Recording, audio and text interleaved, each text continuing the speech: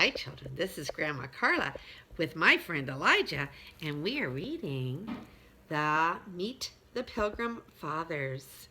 And this is a very good book to go with my other good book that I've been reading online. The Separatists in Holland, Chapter 2. The Separatists were happy in Holland. No one spied on them. They were free to meet whenever they wanted. Most wonderful of all, they could have their very own church. Sometimes the Separatists longed for the English farms that they sold. Sometimes they worried that they all had to work so hard for very little money. I'll show them the picture. Okay, we'll do that in just a minute, okay, at the end. But their religion meant everything to them. It meant more than money.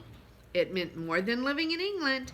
It even meant more than having their children grow up to be more like Hollanders than Englishmen. The Separatists lived in Holland for 11 years.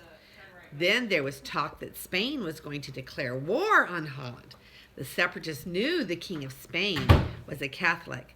If the Spanish king ruled Holland, the Separatists knew their church would be closed. A Separatist leader named William Brewster suggested they all leave Holland before war came. But where would they go?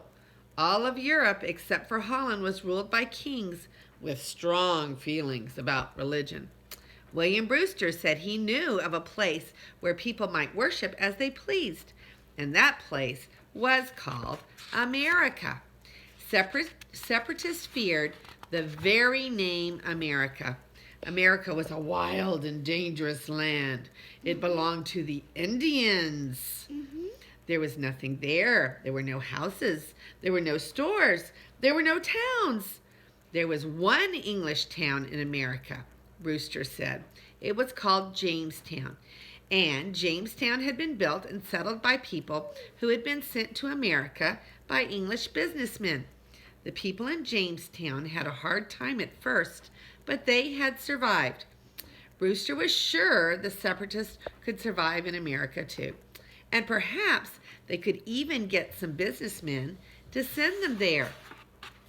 Finally, about 100 Separatists said that they would go to America if a way to get there could be found. They found some English businessmen who became their partners. The businessmen hired a ship called the Mayflower. They also bought some of the food and supplies the Separatists would need in America. For their part, the Separatists agreed to work in America for 7 years. They would cut wood and get furs for the businessmen to sell in other parts of the world. After 7 years, the partners would divide the money that had been made. Then the Separatists would be free to work for themselves. When it came time to sign the partnership papers, some of the Separatists changed their minds. Finally, the Separatists had to tell the businessmen that only 47 of them were going. And Separatists John Carver and William Brewster were afraid the businessmen would call off the trip. Both Brewster and Carver hurried to see the businessmen. That's Dan. But the businessmen had found 70 people who wanted to work in America. By twos and threes, these people were coming to Southampton, England, where the Mayflower was waiting to sail. Now that's the end of that chapter. All right, are you ready to look at this? Okay, so here's the picture of the people in Holland, and here they were free to worship as they pleased.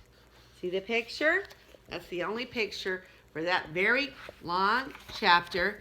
And this is Grandma Carla with Elijah, and we love you.